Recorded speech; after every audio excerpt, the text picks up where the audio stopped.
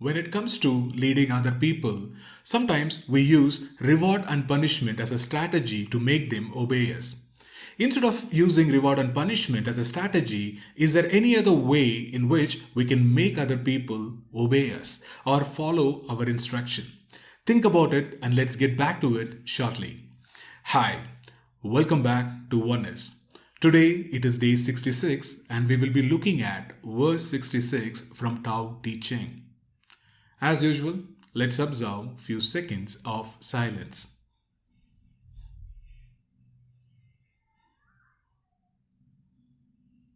Alright, so now let's get started. The verse 66 begins like this. Why is the sea king of 100 streams? Because it lies below them. Therefore, it is a king of 100 streams. So, in the first three lines, what Laotzu is talking about is just be humble, period. Be humble is a one key principle Laotzu reminds us verse after verse. In the previous as well, we have seen enough example that Laotzu talks about the ocean, the sea, the water, and how the nature of water is yielding and staying low, and then he relate us and ask us to be humble. So in this verse as well, Laotzu talks about how sea stays at the lowest point in the earth. That way, all the streams flow towards the sea. So if we leave a raindrop untouched, it automatically rolls towards a stream of water. And then the stream of water will run towards a river.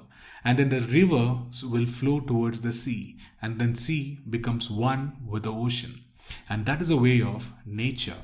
So when you're talking about the way of nature, which is way of Tao, it is nothing but how to be in harmony with nature and just be like nature. And also, the sea doesn't demand anything from anyone. There are no more reward or punishment.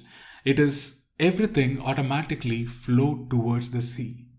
So with that thought, let's go on. So if you would guide the people, you must serve with humility. So what Laotzu says is, if you want to guide people, if you want to lead them, so when you're talking about leading other people, we can first talk about the highest order of leading, which is religion. So when I'm saying religion, some aspect of a religion, they also believe in reward and punishment. If you do good deeds, God will give you this. If you do bad deeds, God will punish you. So the whole point of reward and punishment starts from a religious aspect. I'm believing that the God will punish or reward. So that is where it all starts. Then it comes to governments, the politicians and leaders. And also it can be simplest form of leadership, which is parenting at home. So even at home we see that if child does something good, we reward them, we praise them. And if child does something bad, we punish them. So that way we keep on punishing and rewarding the child from their childhood, so they lose the way of being with their inner nature. So if we want to lead, then first we should serve people with humility. That is, we should be humble to people. We should first think about what is good for them instead of enforcing our thoughts and ideas towards them. Then Laotzu goes on to say, if you would lead them, you must follow behind.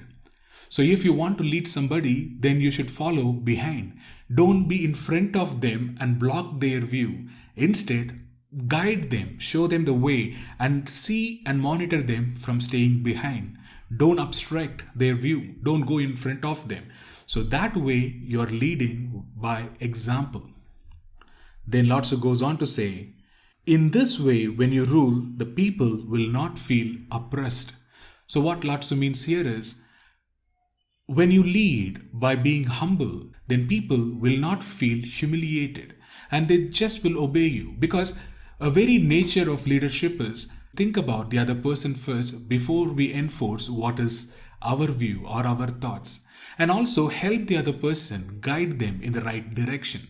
That is a way of leadership. When we act from a place of being humble instead of acting with dominance or with violence or with any kind of rules and restriction, automatically people will accept us. because we are not enforcing any of our thoughts and ideas and rules. Instead, we are looking for their good. That way, they will not feel the weight of a leader who is above them. Then, Laotzu goes on to say, when you stand before them, they will not be harmed. When you follow and when you are humble, even if you stand in front of them, they will not feel fearful. They will accept you. The whole world will support you and will not tire of you. So that way, when you are humble, when you stay low, the whole world will support you. And Laotzu ends this verse with these lines. Because you do not compete, you will not have competition. You're not competing with anyone. You're just being a servant to the other person, so that people don't see you as a threat. They're always there to support you. So there is no competition. There is no a fight of ego clash or anything. The people will voluntarily come and support you in your quest. And that is a way of Tao, and that is a way of nature. So with that thought, we come to an end of verse 66. So one actionable thought for today is, today, look at your way of handling people. Are you using reward and punishment as a strategy to make the other people or the other person obey you or follow you?